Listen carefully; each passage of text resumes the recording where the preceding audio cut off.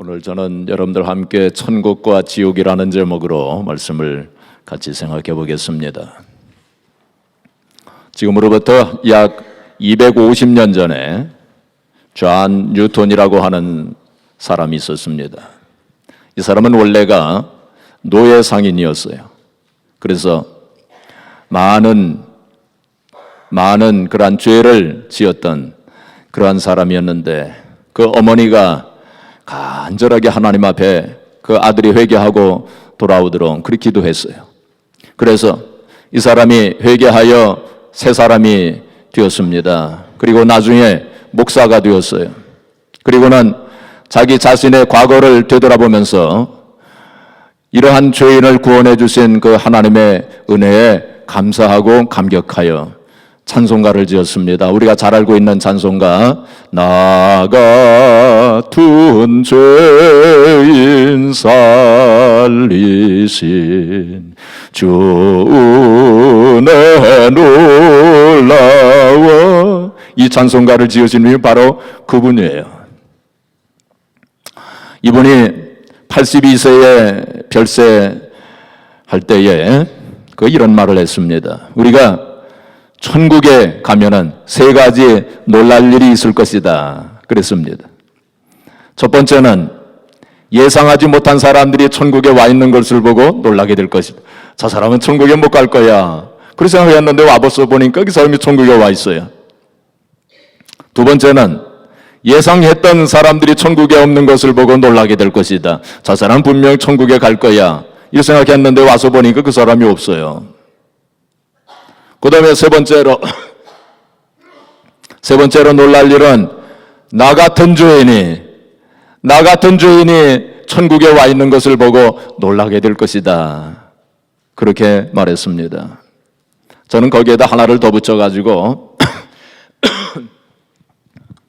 우리가 천국에 가면 놀랄 일이 하나 더 있는데 그건 뭐냐면 천국에 가서 보면 우리가 생각했던 것보다 훨씬 더 좋은 것을 보면서 깜짝 놀라게 될 것이다. 전 그렇게 생각합니다. 여러분들이 천국에 대해서 많이 생각하잖아요. 천국이 얼마나 좋은 곳이겠습니까? 그런데 여러분들이 지금 생각하고 있는 그 천국 좋은 곳에 1000배, 10,000배를 한번 곱해보세요. 그러면 아마 그런 천국일 것입니다. 우리가 상상하지도 못할 그런 곳이 바로 천국일 것입니다. 천국은 우리의 영원한 마음의 고향이죠. 늘 우리가 사모하는 곳, 언젠가는 우리가 가야 되는 곳, 그곳이 바로 천국이요. 지옥이라고 하는 것은 생각하기조차도 싫은 곳이 지옥입니다. 근데 천국과 지옥은 우리의 상상 속에만 있는 그런 것이 아닙니다. 혹은 천국과 지옥은 어떤 소설이나 전설이나 나오는 그러한 것이 아닙니다. 우리가 성경에 보면 분명히 천국과 지옥에 대한 말씀이 있는 것을 우리가 보게 됩니다. 우리가 천국과 지옥을 부인한다면 그건 성경을 부인하는 것이나 마찬가지. 우리가 천국과 지옥을 부인한다면 그것은 예수님을 부인하는 것이나 마찬가지입니다. 그런데 우리는 천국과 지옥에 대한 설교를 많이 듣지 못합니다. 설교자들은 천국과 지옥에 대한 설교를 많이 하지 않습니다. 왜 그럴까요? 왜 설교자들이 천국과 지옥에 대한 설교를 많이 하지 않을까요? 그건 여러 가지 이유가 있을 줄 압니다. 제가 그 이유를 오늘 말씀드리려고 하는 것은 아닙니다. 저는 오늘 그러나 성경에 분명히 천국과 지옥에 대한 말씀이 있고 또 예수님께서 천국과 지옥에 대한 말씀을 하셨기 때문에 오늘 그 말씀을 전하고 또 함께 생각해 보고자 하는 것입니다. 오늘 본문을 보게 되면 거기에 천국과 지옥에 대한 말씀이 있는 것을 우리가 보게 됩니다. 오늘 본문 말씀은 부자와 나사로의 이야기입니다. 오늘 이 말씀은 어떤 사람들이 생각하듯이 하나의 비유가 아닙니다. 이것은 실제로 있었던 사건이었습니다. 여기 본문에 나오는 나사로는 실제로 존재했던 사람이었습니다. 여기 보니까 부자는 자색 옷을 입고 고운 베옷을 입었었다 했습니다. 그걸 생각해 보면은 그 부자는 아마도 왕족이었거나 귀족 중에 한 사람이었을 것입니다. 근데 이 사람은 날마다 연락하였다고, 새 성경을 보게 되면 날마다 즐겼다고, 세상을 즐기면서 사치와 방종의 생활을 했던 것을 우리가 보게 됩니다. 그는 영적인 것에 대해서는 별로 생각하지 않고 그렇게 살았던 사람이었습니다. 그런데 거지 나사로는 거지로 살았습니다. 먹을 것이 없어서 부자의 상에서 떨어지는 부스러기를 먹었습니다. 그리고 그는 헌데를 알았다고 그랬어요. 몸에 상처가 많이 있었던 모양입니다. 그리고 심지어는 개가 와서 그 헌데를 핥았다고 했습니다. 근데 오늘 22절 말씀 보면은 부자도 죽고 나사로도 죽었다고 했습니다. 죽으면은 차별이 없어요. 죽음은 공평한 것입니다. 이것은 누구도 피할 수 없는 것이 바로 죽음입니다. 히브리서 9장 27절에 보시면 한 번 죽는 것은 사람에게 정하신 것이라고 그렇게 말씀했습니다. 그래서 부자도 죽고 나사로도 죽었습니다. 아마도 부자가 죽었을 때에 성대한 장례식이 치러졌을 것입니다. 많은 조객들이 와서 많은 사람들이 애국을 했을 것입니다. 지금으로 말한다면 많은 리무진 차가 동원되었을 것입니다. 그리고 무덤도 아마 화려하게 장식을 했었을 것입니다. 그러나 나사로가 죽었을 때는 아무 사람도 울어주는 사람이 없었을는지 모릅니다.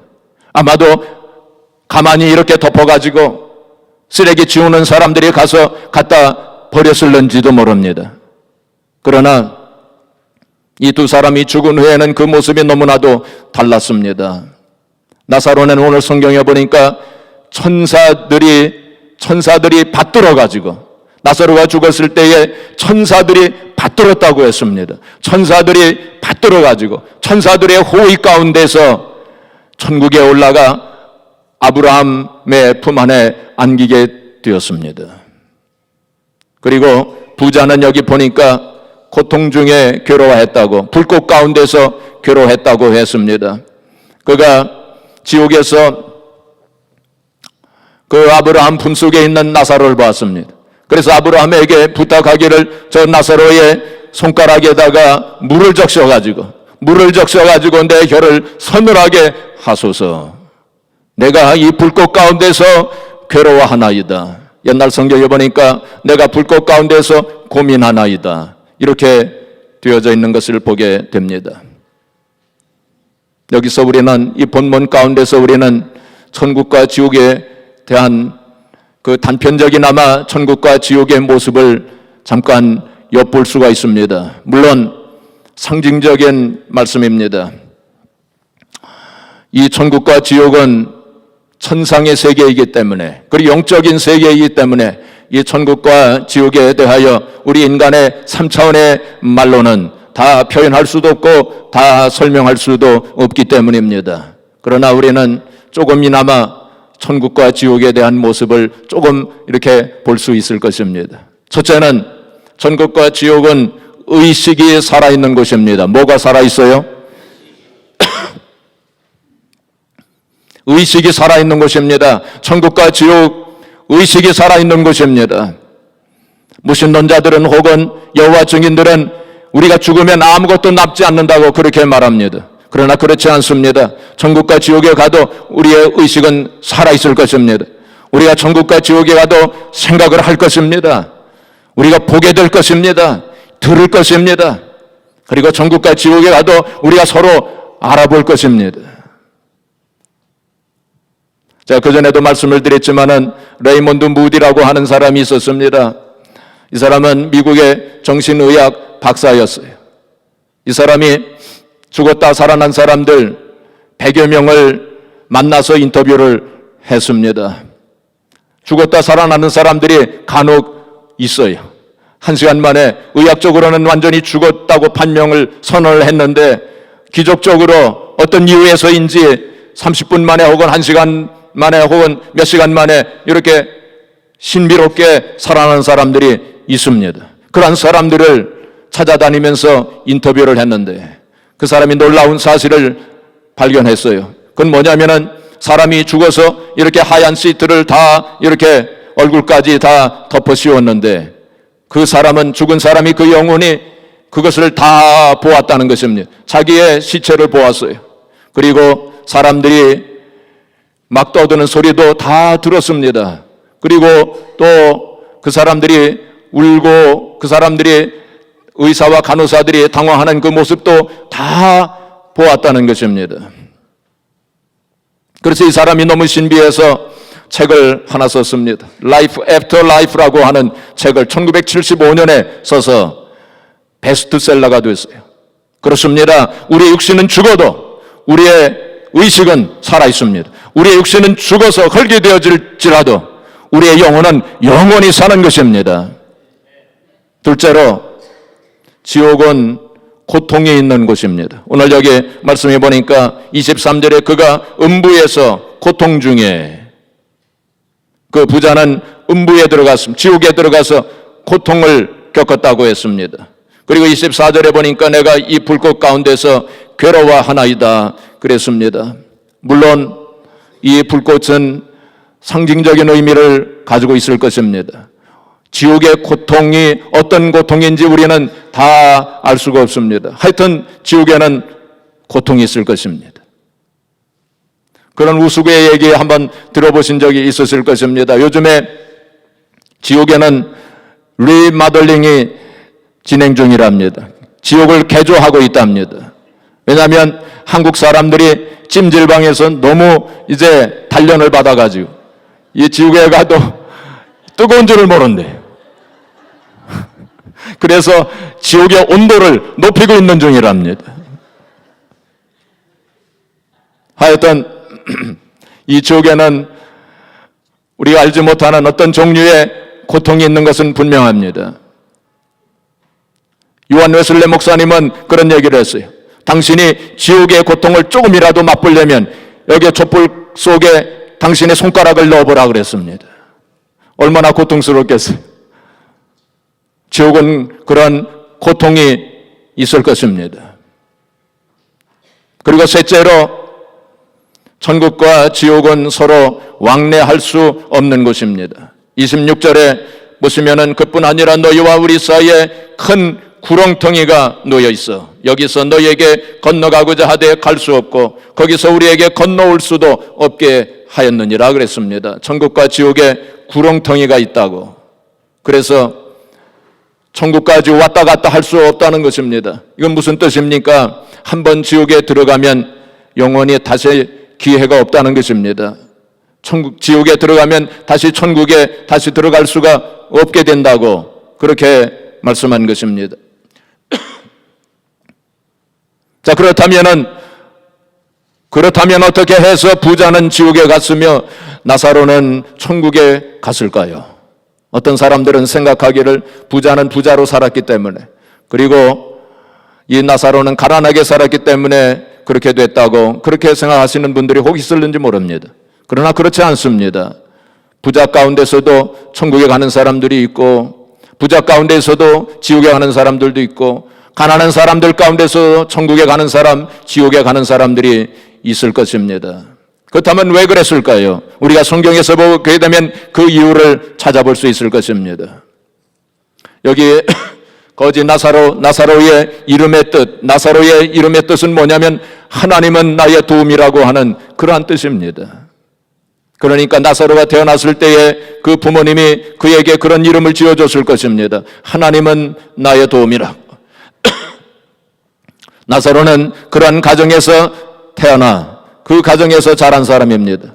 그 부모님의 믿음으로 잘 가르쳐 줬을 것입니다. 그러나 어떤 일이 생겼는지는 모르지만은 그 집안이 가난하게 되었고 나사로가 거지로 살았습니다. 거지로 살았지만은 그는 평생 하나님을 의지하고 하나님을 믿으며 하늘에 소망을 두고 살았던 그러한 사람이었어요. 반면에 부자는 어떠했습니까? 그는 날마다 세상을 즐기면서 살았다고, 사치와 방종의 생활을 하면서 살았습니다. 그는 영적인 것을 생각하지 아니했습니다. 그는 하나님은 없다라고 생각하며 살았던 사람입니다. 그는 천국과 지옥은 없다라고 지부하면서 그렇게 살았습니다. 바로 거기에 차이가 있는 것을 우리가 볼 수 있게 됩니다. 미국의 유명한 사상가였던 토마스 페인이라고 하는 사람이 있었어요.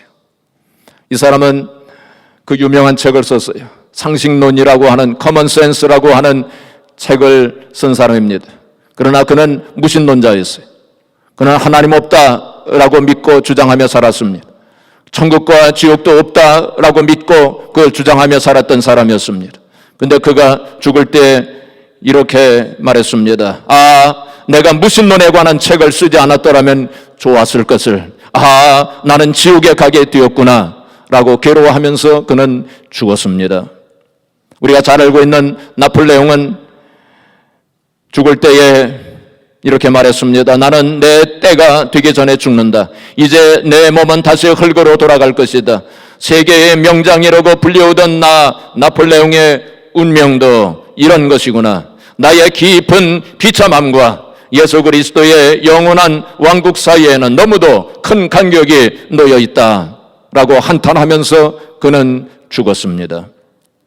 프랑스의 유명한 사상가 볼테르는 그가 죽으면서 그는 무신론자였는데 그는 자기가 죽으면서 그 의사에게 이렇게 얘기했습니다. 나는 하나님과 사람에게 버림을 받았습니다. 당신이 내게 6개월만 생명을 연장시켜 준다면 나에게 가치 있는 모든 것의 반을 드리겠어. 난 두려운 지옥으로 가게 되어 당신도 가게 될지 모르오 오 그리스도여 이렇게 말했습니다. 그는 평생 하나님 없다라고 그렇게 주장하면서 살았는데 죽으면서 그는 한탄하면서 죽었습니다. 토마스 홉스라고 하는 영국의 유명한 철학자여 그리고 회의론자가 그가 또 죽으면서 말하기를 내가 이 세상을 다 가지고 있다면 그것을 하루치의 생명과 바꿀 수 있겠다. 하루만이라도 더 살고 싶다. 내 앞에 다가오는 저 세상을 조금이라도 들여다볼 수 있는 구멍이라도 있으면 좋겠다. 껑충 어둠 속으로 뛰어들어가기는 정말로 싫다라고 그렇게 절망 중에 절규하면서 죽었습니다. 오늘 본문에 나오는 부자는 지옥에 갔을 때 땅을 치며 한탄하면서 후회하면서 지옥에서 있었을 것입니다. 그는 영원히 회개할 기회를 잃어버렸기 때문에 회개할 기회를 그는 영원히 잃어버린 사람이 되고 말았습니다. 고린도후서 6장 2절에 보면은 보라 지금은 구원받을 만한 때요. 보라 지금은 은혜 받을 만한 때라고 그렇게 말씀했습니다. 우리가 살아있는 이 세상, 우리가 살고 있는 이 세상에서 우리는 회개하고 또 이 세상에서 우리는 구원받아야 됩니다. 우리가 지옥에 간다면 거기서는 다시 한 번의 기회가 없어요. 영원히 회개할 수 있는 기회가 사라지고 마는 것입니다. 그래서 마틴 루터는 이렇게 얘기했습니다. 내가 천국에 도달하는 그날 나는 천국문에서 하나의 현판을 볼 수 있을 것이다. 그 현판에는 오직 회개한 자라고 쓰여 있을 것이다 라고 그렇게 얘기했어요. 종교개혁을 단행했던 마틴 루터가 천국문에 들어갈 때 천국문에 오직 회개한 자라고 하는 현판문이 있을 것이다. 무슨 뜻입니까? 오직 회개한 자만이 천국에 들어갈 수 있다. 그것을 말한 것입니다. 회개한다고 하는 것은 무슨 뜻입니까? 회개라고 하는 단어는 헬라 말로 메타노이아라고 하는 단어를 썼어요. 이 메타노이아라고 하는 단어는 어떤 의미를 가지고 있느냐면은 방향을 바꾼다고 하는 의미가 있어요. 어떤 의미를 가지고 있어요? 방향을 바꾸는 겁니다. 회개는 방향을 바꾸는 거예요. 잘못된 방향에서 돌이켜서 올바른 방향으로 돌아가는 것, 그것이 회개입니다. 그러면 우리가 방향을 바꿔야 할 것이 무엇인가요? 그것은 우리가 지금까지는 나를 믿고 혹은 세상을 믿고 혹은 물질을 믿으면서 살았던 그것을 이제는 예수 그리스도를 믿는 주님을 믿는 방향으로 바꾸는 것입니다. 또한 우리가 이 세상에 살면서 이 세상이 다지 뭐 내세가 뭐가 있어 천국과 지옥이 어디 있어 그렇게 생각하던 마음에서 이제는 내세를 믿고 영원한 세계를 믿고 살아가는 방향으로 바꾸는 것을 말합니다. 우리가 지금까지는 죄악의 삶을 살았지만은 이제는 예수 그리스도를 믿음으로 말미암아 성결한 삶을 살고 거룩한 삶으로 바꾸어지고, 그리고 예수 그리스도를 닮아가는 그러한 삶으로 바꾸어지는 것, 그것이 바로 회개입니다. 우리가 회개해야 돼요. 이 세상에 살아가는 동안에, 살아있는 동안에 우리가 회개해야 돼요. 우리가 이 세상을 떠나면 다시 한 번의 기회가 없어요. 영원히 회개할 기회를 잃어버리게 되는 것입니다. 로마서 10장 9절 10절에 보시면 네 입으로 예수를 주라 시인하고 하나님께서 그를 죽은 자 가운데서 살리신 것을 네 마음에 믿으면 네가 구원을 받으리니 네 마음으로 믿어 의에 이르고 입으로 시인하여 구원에 이르느니라. 할렐루야. 바로 구원의 강령이 거기에 있어요. 구원의 핵심이 거기에 있어요. 우리가 예수 그리스도를 나의 주님으로 믿고 영접하고 또 입으로 시인하고, 그리고 하나님께서 예수님을 죽음의 권세에서 일으키셔서 부활시키시고 그 예수님께서 사망 권세를 이기시고 부활하신 것을 믿으면 우리가 구원을 받는다고 말씀하고 있는 것입니다. 그리고 11절에 바로 말씀을 하기를 누구든지 그를 믿으면 부끄러움을 당치 않을 것이다 말씀했어요. 누구든지 예수님을 믿으면 부끄러움을 당치 아니하시겠다고 그렇게 말씀한 것입니다. 영어 성경을 보니까 ashamed라고 했습니다. 예수님을 믿으면 ashamed, 부끄러움을 당치 아니할 것이다. 굿뉴스 바이블을 보니까 뭐라고 되어 있느냐면 disappointed라고 되어 있습니다. 누구든지 예수님을 믿으면 실망하지 않게 될 것이다. 우리가 이 세상을 살면서 예수님을 나의 주님으로 모시고 그리스도로 모시고 살아갈 때에 이 세상에 사는 사람들 가운데 예수님을 믿는 사람은 실망하지 않고 살게 될 것이다. 그리고 이 세상을 떠나서도 우리는 실망하지 않게 될 것입니다. 왜 그렇습니까? 우리는 영원한 세상 하늘나라로 들어갈 것이기 때문에. 히브리서 9장 27절에 보시면 사람이 한 번 죽는 것은 정하신 것이요 그 후에는 뭐가 있으리니? 심판이 있을 것이라고. 우리는 분명히 그 사실을 믿어야 됩니다. 분명히 심판이 있을 것입니다. 그렇기 때문에 우리는 전도해야 돼요. 늦지 늦기 전에 전도해야 돼요. 여기 오늘 본문 말씀 보시면은 27절, 28절 거기 말씀 보면은 그 지옥에 있던 그 부자가 뭐라고 얘기했습니까? 나사로로 하여금 저 세상으로 내려가서 내 형제 다섯이 있는데 내 형제들이 이곳에 오지 않도록, 지옥에 오지 않도록 나사로를 보내서 전도하게 해달라고 그렇게 요청을 합니다. 그때 아브라함이 그렇게 할 수 없다고 그렇게 말합니다. 우리가 한번 이 세상을 떠나면 전도할 수 없어요. 또한 그 사람이, 내가 전도해야 될 그 사람이 이 세상을 떠나면 전도할 기회를 영영 잃어버리고 마는 것입니다. 그렇기 때문에 우리가 늦기 전에 전도해야 돼요. 내가 죽기 전에 그 사람에게 전도해야 됩니다. 그 사람이 죽기 전에 내가 전도해야 돼요.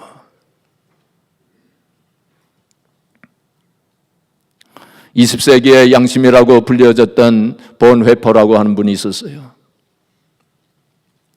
이분은 나치스에 대항하여, 히틀러에 대항하여 싸우다가 사형을 당한 분입니다. 이분이 설교 중에 그렇게 말했습니다. 여러분, 지금 어떤 미친 사람이 자동차를 지금 운전하고 있습니다. 그런데 미친 사람이 자동차를 운전해서 많은 사람들이 지금 다치고 있는 중입니다.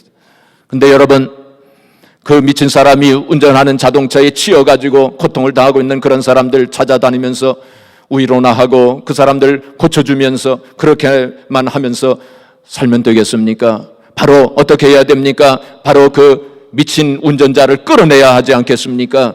그러니까 히틀러를 끌어내야 된다 하고 그렇게 역설하면서 설교했습니다. 그래서 그는 나치스에 붙잡혀가지고 사형을 당했어요. 그런데 그가 죽기 얼마 전에 환상을 보았다고 합니다. 어떤 환상을 보았느냐면은 천국에서 재판이 벌어지고 있는데 재판장 되시는 하나님께서 히틀러가 심판대에 서 있고 이제 하나님께서 재판을 하시는데 하나님께서 히틀러에게 말씀하기를 너 히틀러는 그동안 많은 사람을 괴롭히고 무고한 피를 많이 흘리게 했으니 지옥으로 가서 고통을 받아야 한다 라고 하나님께서 그렇게 말씀하셨답니다. 그때 히틀러가 부르짖기를 하나님 저는 죽어서 이러한 세계가 있는 줄을 알지 못했습니다. 만일 알았더라면 저는 그러한 죄를 범하지 않았을 것입니다. 그런데 누구 하나 저에게 이런 것을 알려주지 않았습니다 하고 히틀러가 그렇게 얘기하더래요. 그것을 보고 본 회포는 가슴을 치며 회개했다고 합니다. 주님, 저는 그를 끌어내리려고만 했지 그 영혼을 불쌍히 여겨 전도할 생각은 미처 못했습니다 라고 하면서 통곡했다고 하는 것입니다. 사랑하는 성도 여러분, 우리가 늦기 전에 절박한 마음 가지고 전도해야 돼요. 우리 주변에 아직 구원받지 못한 사람들, 지금 지옥으로 향해 달려가고 있는 그런 사람들이 많이 있을 것입니다. 생각하는 것보다 많이 있어요. 그런 사람들을 우리에게 맡겨주신 것입니다. 그들의 영혼에 대해서 우리의 책임감을 느껴야 돼요. 그 영혼들에 대해서 우리가 부담감을 느껴야 됩니다. 그 영혼들을 위해서 우리가 부담감을 가지고 책임감을 가지고 절박한 심정을 가지고 우리가 지옥불을 보면서 잘못하면 그들 전도하지 않으면 지옥불에 떨어지지 않겠습니까? 그 절박한 심정 가지고 우리가 기도해주고 또 그들을 위해서 우리가 정말로 최선을 다해서 전도할 책임이 우리에게 있는 것입니다. 이제 우리 사순절 얼마 남지 아니했습니다. 우리가 사순절을 이제 바라보면서 우리가 주님의 고난, 주님의 그 십자가의 그 고난을 다시 한번 우리 깊이 묵상하면서 예수님께서 왜 그러한 고난을 받으셔야만 했는가, 그 고난의 의미를 우리가 생각하면서 다시 한번 새롭게 예수 그리스도를 믿고 영접함으로 예수님께서 나의 구세주가 되시고 나의 그리스도가 되시고 또 예수님께서 나를 위해 십자가에 달려 돌아가심을 내가 확실하게 믿고 예수님께서 사망 권세를 이기시고 부활하셨음을 내가 확실하게 믿고 그 예수님을 나의 주님으로 믿고 영접함으로 내가 확실한 구원을 받고 그 구원의 확신 가운데서 우리가 살아야 할 것입니다.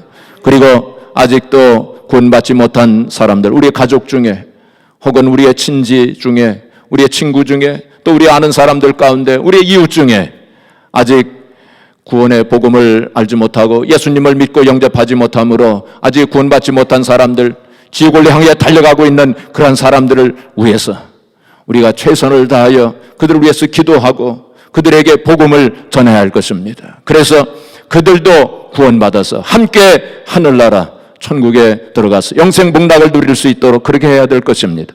그 사명, 그 책임 우리가 잘 감당해야 될 줄로 믿습니다. 그럴 때 우리가 주님 앞에 섰을 때 착하고 충성된 종이었다고 우리가 주님 앞에 칭찬받을 것입니다. 우리에게 주어진 사명, 이 전도와 선교의 사명을 잘 감당함으로 하나님 앞에 기쁨을 드리고 또 하나님 앞에 영광을 돌리는 저와 여러분들이 되어지기를 주님의 이름으로 축복합니다.